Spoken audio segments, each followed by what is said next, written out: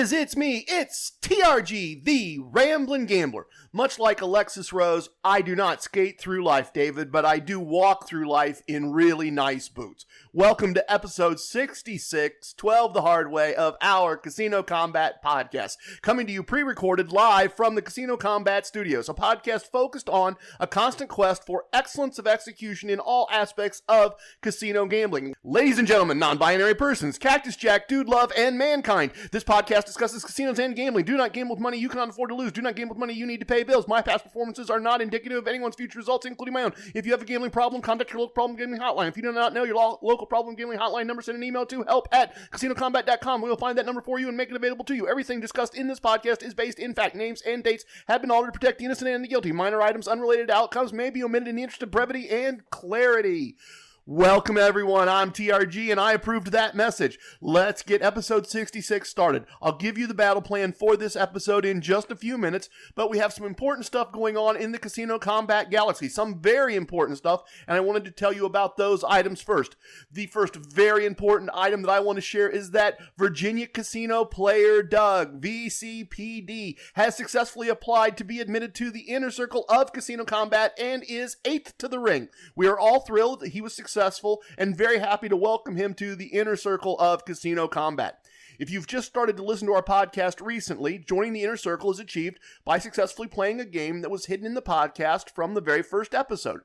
I explained that game and how to play fully in episode 22. Wow, 44 episodes ago. Oh boy, that feels like just yesterday that the game was found and completed by our first inner circle member, Golden Fan, who was of course first to the ring. If you don't recall, or were not listening back then, Virginia Casino player Doug first contacted us and shared his story of using Casino Combat techniques to pay for most of a family trip to Atlantic City at the beginning of this summer. I was just thinking a couple of weeks ago that maybe he'd stopped listening since I had not heard from him in a while. But then, as often happens in life, he popped up to say he was still listening and had been taking notes to join the inner circle, and he had a guess and an application. And I'm certainly glad he did. Casino gambling is now legal in Virginia, casinos are under construction, and VCPD is evaluating brands, driving distances, and reward systems, and I got to share a little bit of that information with him and hear what he's thinking there. He is an excellent part of the Casino Combat squad, and I am glad he is now an official member of the Inner Circle of Casino Combat. The other very important news is that Inner Circle member East Coast Emissary, 4th to the ring, has once again made an amazing contribution to the tools available to our squad. He took the script that I sent him from the episode where I taught my most recently revealed wagering system, TRG Wagering System 2, Always Be Grindin', and made a flowchart or decision tree for that system to go along with the one he did for Wagering System 1. T-Rex and I have modified Fred, the podcast email bot, and Fred will now send you a link to download either the chart for System 1 or the chart for System 2 when you send an email to trg@casinocombat.com.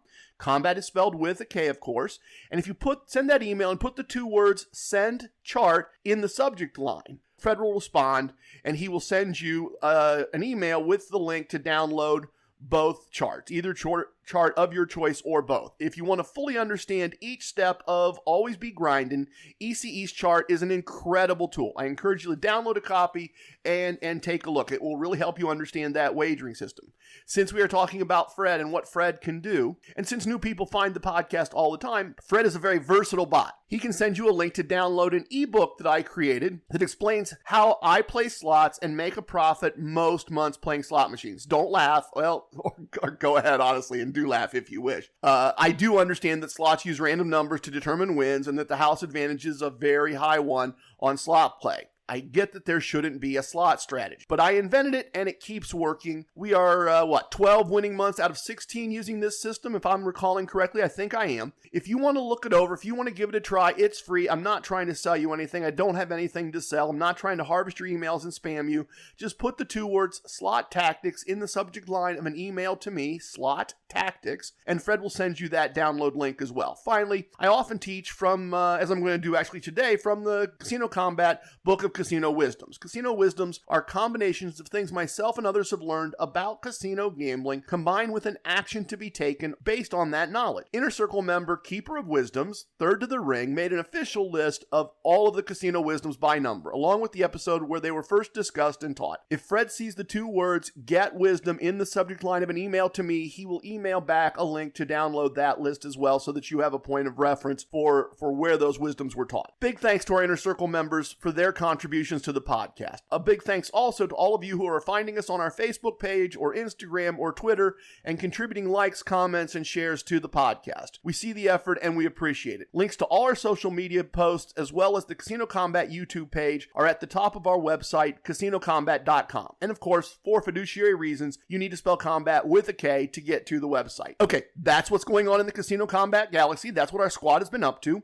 What are we going to talk about today? As always, we will have a travel segment so you can hear results and observations for the week. Our weekend as a couple included an interesting session at a blackjack table, and I'm calling the events of that session the Wise Master, the Fool, and the Cowboy. I'm looking forward to sharing that with you during that travel segment. We're going to have a moment of casino wisdom and revisit a casino wisdom that I have noticed Gabriel is much better at than I am. I've been trying to do a better job with this casino wisdom, so I thought I'd talk with you about that today and kind of share those observations and that point of view. We will also have a core concept segment and discuss an application of TRG Wagering System 3, the Meta Martingale, so that you can see that it is a strategy that is used in combination with, not instead of, other wagering systems. An Instagram post from one of my encounters with a celebrity in a casino generated a listener request for a story, and we will finish up with that story and some sips in the virtual VIP lounge to finish this episode. Let's get started. Let's move right along and have a moment of casino wisdom.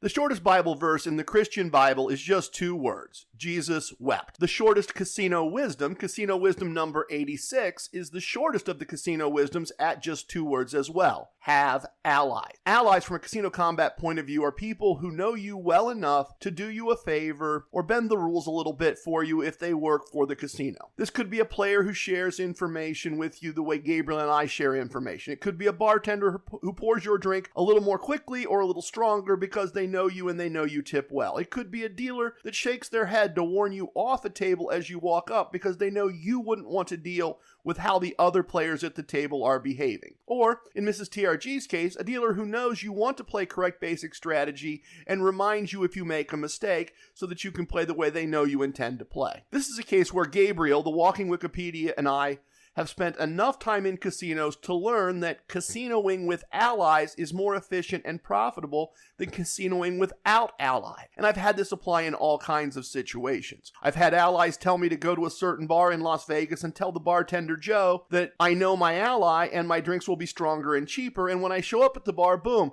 Joe is the bartender and he is an instant ally because of something my other ally took the time to share with me. As our world has relaxed a bit more and my local casino is more functional and playable, I've been spending more time with Gabriel, the angel messenger of casino combat. I've noticed several times that he's just flat out better at creating allies than I am. He does a better job of remembering and using names than I do, and admittedly he spends more time gambling locally than I do, but he knows the name of every bartender, every waitress, every dealer, every pit boss, and many, many, many customers. He's built those relationships. He's put time and effort in, maybe just from his normal approach on life, but he's put time and effort into building those connections, and it pays off. Now, part of this is admittedly just people like hearing their name and appreciate when you remember their name. I know all this from college classes and seminars, and I do that in business, and I do it better in business, but I tend to gather names just more organically in casino settings because I'm really not trying as hard as I should. After watching Gabriel over the past few months, it's been driven home. I'm not putting as much effort into this as I should be. I've made it a point to pay attention to names and either remember them or, in a recent change to what I do, making notes of them in my app. Again, a college skill,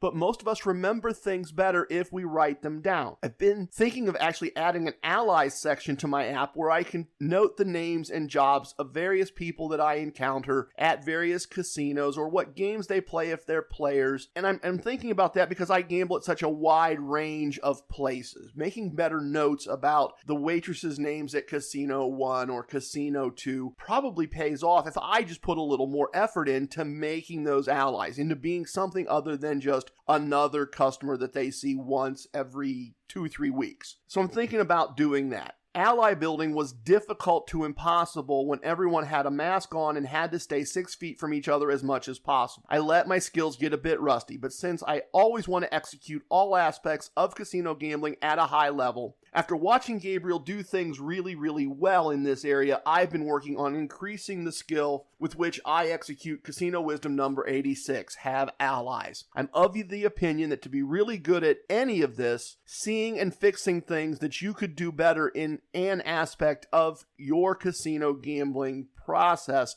is an important part of doing that, an important part of being really, really good at the game of casino gambling. So a little reminder about that today. And maybe it applies to you, and maybe you're just naturally good at it the way Gabriel is. But I thought I'd throw it out there. All right, T-Rex, spin that wheel, spin that ball. We will do core concepts next.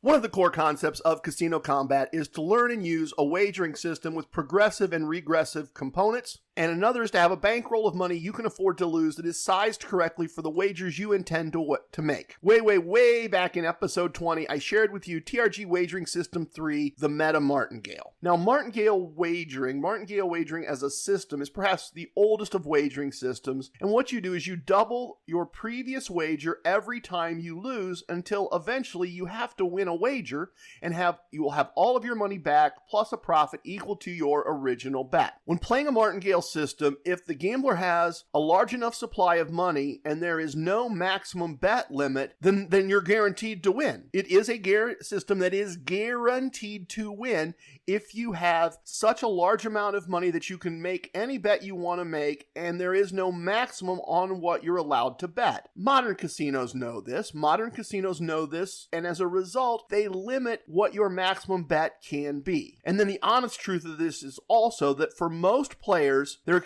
hits that moment when you're going, wow, I'm going to bet thousands of dollars having already lost thousands of dollars, and I'm trying to do that to win $25.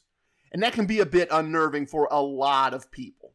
Having said all that, it's my opinion that increasing your wagers to make up for previous losses is a key to a successful gambling system. It's a key to a successful wagering system for gambling. That's a better way to say that. TRG Wagering System 3 takes that martingale idea and applies it to a casino visit, not just one table or one set of wagers, but across the entire visit. I'm bringing this up today because the meta martingale is applicable regardless of how you are handling wagers at an individual table. Your table wagering strategy could be TRG Wagering System 1, or the new system I just taught recently, System 2, Always Be Grindin'. It could be something you created on your own, using casino combat ideas to make something that works for you the way you want your process to go. Aggressive, conservative, whatever that is, you can still then apply. Regardless of how you are managing your hand wager by wager, you can apply with the proper bankroll and pre-planning TRG Wagering System 3, the Meta Martingale, and you can use that to manage your visit, not what you do at each table. Let's start with the pre-planning. My local casino is a very short drive away. I can pop in and leave with a win after 20 minutes or 20 hours if that's what's necessary. If I'm going to play, suppose I'm going to play $10 blackjack, and I can't do that because they don't have any $10 blackjack tables. But in the hypothetical, if I were going to go play $10 blackjack with the goal of winning a day's pay, I'd need to buy in at a table with 10 bets. That's $100. And I'd need a bankroll large enough at minimum to buy in at 3 tables or $300 to give myself a chance to win and reach my goal, which would be to win a day's pay and leave. And that's perfect if I'm using either Wagering System 1 or Wagering System 2 or something else. But in playing this hypothetical visit, I could also plan to combine either of those systems with TRG Wagering System 3, the Meta Martingale. The idea would be to increase my bankroll so that I could increase my unit size at the second table if I lost money at the first table, and at the third table again if I lost money at the first two. By combining the two wagering strategies, I'm applying the martingale principle not only to the results of a previous wager, but also to the results of a previous table. So from a bankroll planning point of view, instead of $100 per table times 3 tables, I'd plan $100 and a $10 unit size for the first table. And if I won a day's pay at the first table, I'd be done for the day and go on to other activities. But if I lost 6 to 8 units at the first table, the plan would be take a break and then buy in with $200 and a $20 unit size. Notice that this is twice what I was using at the first table. And I would do that at the second table with the goal of winning back the money lost at the first table. And that's going to be much quicker and easier because I'm using twice as much money, so I have to win half as many hands to be back to even for that first table. And then I'd want to still win just a day's pay at this higher unit size and then leave the casino. If I lost 6 to 8 units at the higher unit size at the second table, the plan would be to take a break and then go to a third table with $400 and make bets using a $40 unit size to win back the money lost and a day's pay if possible. So if I was going to combine 2 of the 3 wagering systems this way, my bankroll of money that I could afford to lose would need to be $700 instead of $300. That's a bigger bankroll, and you need to be comfortable with the bets at the third table being $120 in some cases. And you need to be comfortable with the splits and the doubles that could occur with that. But I find that if you can assemble the bankroll to handle this, a quick run of good hands can turn a losing day into a winning day, or at least a break-even day with a zero exit strategy. And I actually did this last week, which is kind of why this was on my mind and kind of why going back to this was something I wanted to do today. It's not a set of results that would normally make it into the podcast because it falls into the category of events unrelated to outcomes being omitted in the interest of brevity and clarity. But let me share briefly to illustrate the use of the meta martingale in combination with another wagering system. If you've been listening, you know that ever since our holiday was cut short after a losing night and then being told we couldn't play in the casino, we've been a bit behind on winning this month. And as I was getting ready to go visit my local casino to pick up some free stuff and check in with Gabriel, I pulled some extra cash out of the safes so I could meta martingale if needed. My point of view was that I was willing to put additional money at risk if needed to prevent adding another small loss to a losing month. Making a losing month a bigger losing month was really of less concern to me than not adding another small loss. I wanted to try to keep that manageable, and I knew meta martingale was a way I could do that. I took a small quick loss at the first blackjack table, followed by another larger loss with a larger unit size. As I was taking a break, I spotted Gabriel and we chatted a bit, and then I left to allow him to continue throwing dice. A short time later, I got a text message from him asking if I had left the building, and I told him no, I was in high limit, which surprised him since I've been staying out of high limit and sticking with modest wagers for a year and a half or more now. But having planned on using the meta martingale and increasing my bankroll accordingly before I left the house, my unit size for my third table was going to be large enough that I could play in the quiet atmosphere of the high limit room, which is something I always enjoy. Everything worked as planned. In less than one shoe of blackjack, I won back everything lost at the previous 2 tables and just a little bit more. Admittedly, not enough to really count as a positive exit point or a meaningful win, but just as that was happening, the dealer was changed, and it was a dealer I enjoyed talking with and a dealer I've had several nice conversations with, but I've never had winning sessions playing with that dealer. With all of that, with a card burned and the cards changed and the dealer changed, I colored up and enjoyed the fact that by combining TRG Wagering System 2 and TRG Wagering System 3, I was back to even for the day and I'd gotten some free stuff and some points, and I wasn't adding another loss to a losing month. As I said back in episode 20, I recommend planning on the possibility of using this before you start your casino visit. Calculate things, scale your bankroll accordingly. If you do this at random because you lost and you don't like losing, you're creating a situation where you can get caught without enough of a bankroll to handle the next wager, especially if you're playing blackjack as opposed to baccarat or roulette. So this is something you don't want to do on the fly, in my opinion. This is something you want to plan on. You want to make sure your bankroll is correct. You want to make that decision outside of the gambling space.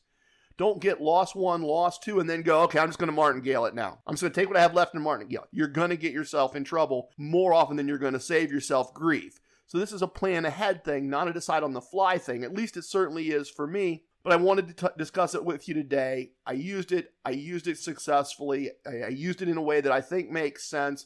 And given that we got two wagering systems, publicly now to play around with, I wanted to show you that the third system can be applied to either of the other two systems that we talked about, as well as to something you've created of your own. I did some additional gambling last week, a good bit of it, and I had some meaningful results to talk about, some interesting observations, a story I want to share that I think is informative, and we're going to do all that next in the travel segment.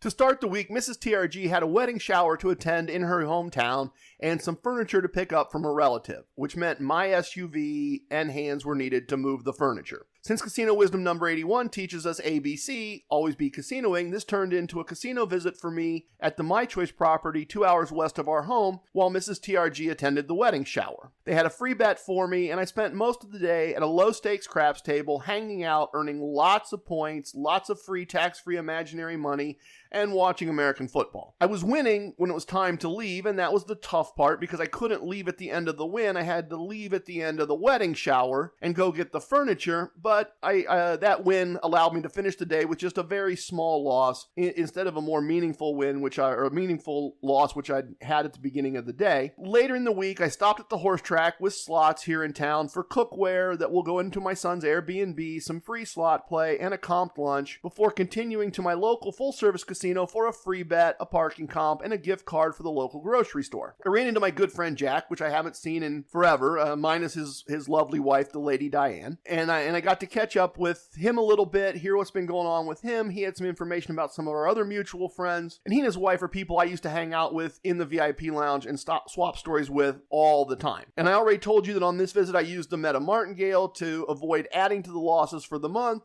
and picking up a nice amount of points and imaginary money from my larger than normal wagers. So that all worked out. Got to see a friend I haven't seen in a while and pick up some free stuff and add to my points and comps. Mrs. TRG continues to get 2 free nights every week at Casino One, and she's enjoying taking advantage of that. So right after school on Friday, we headed the 2 hours south and east to enjoy 2 free nights for the weekend and to celebrate my wife's birthday. We both received match bets on Friday and then again on Sunday, so we got to double dip, multiple free bets in the same trip, and we got those, of course, with our free room comp. Our first table Friday night was the most interesting of the trip and created the informative story, The Wise Master, the Fool, and the Cowboy. And I'm not using the label the fool in a derogatory way here. That's not my intent. I'm using it more in the sense of that card from a deck of tarot cards, a label that we can learn from, something that can inspire change if we learn its lessons. Often, gamblers spend time as the fool on their journey to become the wise master. Mrs. TRG and I settled at a $25 table since the various $15 tables didn't have 2 seats together. We had to wait until the end of the shoe to play since this was considered an expensive high-limit table for the evening with the high-limit room closed. There were only 2 people at the table, an older gentleman who was not playing, that I'll call the wise master, and a young man with a few black chips in front of him that I'm calling the fool for reasons that will, I suspect, become obvious. When we sat down, the fool was struggling to stay in the game, betting 1 or 2 black $100 chips from a very small stack each hand. But he caught a split with a double that forced him to be all in and then win the hand, giving him a nice stack of 12 black chips to start the new shoe. The wise master suggested that since the shoe was over, and given the fool had a small profit, perhaps they should call it a night. And the fool declined and said that with 3 players now at the table, the next shoe would go more quickly, and he was going to play just one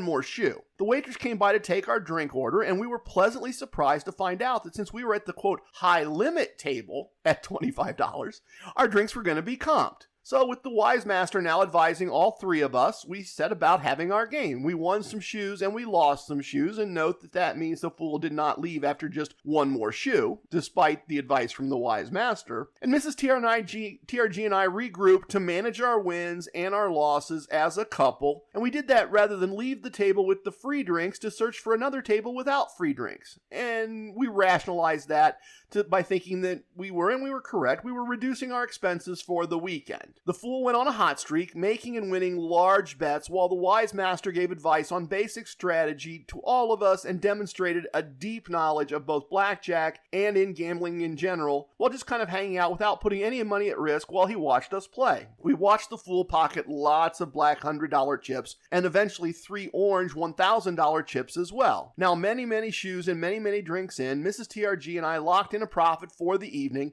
and continued to play with the leftover chips. As we somewhat suspected, the fool did not disappoint. He lost a big double, and with no chips in front of him, the wise master recommended leaving with his many thousands of dollars in profit. But the fool didn't know casino wisdom number 33. He wanted the action more than he wanted the wind. Out of his pockets came a stack of black chips for a $500 bet, which he lost. That was followed by another $500 bet, which he needed to split, and that's another stack of black chips. And then he needed to double, which is another stack of black chips. Remember, when we first met him, he was struggling to stay in the game with just a few black chips in his possession and had been all in and won a similar hand with much smaller stakes to kick off his win streak. He lost the double, a total of $1,000 lost, but he pushed on the original hand. And at this point, the wise master said, "I'm going to call it a night. Why don't you let me take those orange chips with me up to the room, and you can cash them in tomorrow after we get breakfast." The fool said no, he was going to play a little more to win back what he had lost. See, he was falling into another of those gambling traps. He had won a lot and then lost a little of what he won. But now he wanted that small amount of lost money back,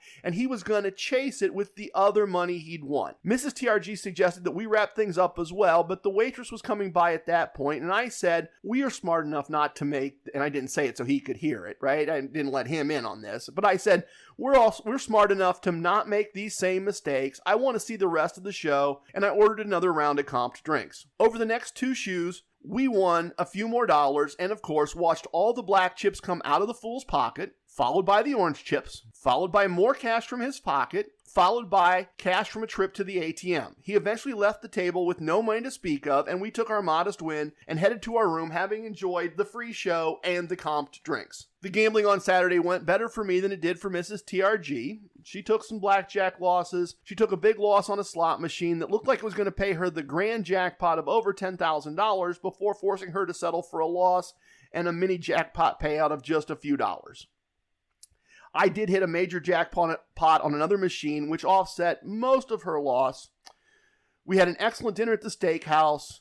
We did some gambling in the evening. It was a win some, lose some, but we finished the week with a loss and spent of over a day's pay. And if I'm being fair, most of that money spent was dinners and breakfasts rather than money lost, but we did lose a little bit of money gambling as well. I kept hoping for a win to kind of balance out some of the month, but we mostly ended up with wins that offset losses from earlier in the day or the visit, and not enough to help with the month particularly. The month sank a little further negative, just by a tiny amount. Fun week that started and ended with time in casinos, living that casino lifestyle, and an interesting encounter with two players that I got to share with all of you. And I think there's a lesson in there. I think there's a lesson in money management to be had in that story as well. All right, next up, we are going to adjourn to the virtual VIP lounge, and I have an excellent story for you there, and we can have some sips if you're so inclined. A little bit of the bubbly. The Casino Combat Virtual VIP Lounge is open. Welcome to the most must-listen-to moment in podcasting each week. As any good VIP lounge should, we have the best virtual everything virtually all the time. Our VIP lounge is well-stocked with all the best handcrafted sodas and locally bottled artisanal pop, sparkling and still water, and all the best imaginary liquors that imaginary money can buy. Despite all of that, I'm going to have a glass of Dark Horse Double Down Sweet Red Wine today, mostly because I love that name, and that is its real name. Double Down Sweet Red. Love that name. Pick up a bottle anytime I see it. If you can, please pour yourself something as well. Sips and stories in the VIP lounge are always one of my favorite parts of a casino trip. Earlier this week, we posted a picture of the singer Meatloaf on Instagram to wish him a happy birthday and mentioned that I once beat him in a staring contest many years ago. As we started getting this episode together, as we started the recording, we got an email asking for that story, and I always like to respond to listener requests. So let's talk about how that staring contest happened. Let's talk about that today. Years and years ago, when my local casino was part of the Caesars brand, I ended up at the top tier, which is called 7 stars in their reward system, almost every year. From the first year, almost every year, that's where I'd end up. Each year in October, I'd think, well, this is the year I'm not going to make it. I need another, 30,000 points, and there's no way I'm going to do that. And each year, I'd get a couple hot streaks in November and December and spend hours in the casino earning money, winning money, earning points, and I'd end up back at the top tier by just a little bit. And that top tier included comped airfare and a hotel stay at a property of my choice. Those were trips that you had to use in the next year or give them up. And with high school age children, we couldn't always take those trips as a couple. And as a result, I took a good friend of mine on one of those trips, and we stayed at Planet Hollywood in Las Vegas. Airfare, suite for me, a standard room for him, resort fees, all comped, all covered for us. We had a great time. Went to a lot of great places, saw a lot of great shows, but at the time, Meatloaf was doing a set of small room events where he would take questions from the audience and then perform a song before taking another question. It was really a unique setup, kind of a combination meet and greet and concert all rolled into one. So I used some free, tax-free imaginary money to buy us tickets for the show, and my host put us in the front row at a table right by the stage. This created some interesting moments, one of which was Meatloaf getting a cheerleader's pom-pom stuck on the bottom of his shoe, and as he's singing, he gestures for my friend and I to reach up and pull the pom-pom off because he's worried about tripping. It also created a very weird moment. He's telling a story, and he tells me to stand up, and then he gets down on one knee so that we're at eye level, and he challenges me to a staring contest. Now, I didn't know what exactly to expect, and as I lock eyes with the man who'd seen Paradise by the Dashboard Lights, our battle of wills begins. And it lasted a moment or two before Meatloaf finally blinked, looked away, and conceded the contest, saying, "You win, but I'm still a sex god," before starting his next song. I'm going to take his word for the fact that he, at that point in his life, was still a sex god, but that's his claim. Either way, he admitted I won.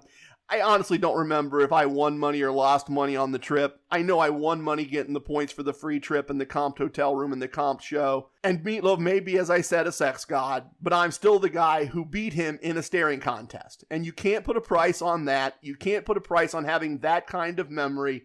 That is that casino lifestyle I always talk about. And there you go. That's the story that goes along with the Instagram post. That's the story of TRG beating a rock and roll star and a self-proclaimed sex god at a staring contest. If you're playing the casino chip game, there are 9, Nina or 9, pay the field in this episode. Please tip your waitresses, tip your bartenders, tip your dealers. If you have a host, tip your host, but don't tip away your wins. I have spoken. Everything you heard here is true from a certain point of view. It's time for leaving, and I hope you understand I was born a rambling man. Love it, hate it, it don't matter. Please share with your family and friends. Goodbye, everyone. Thanks for sharing some of your time with me today. You know I appreciate it.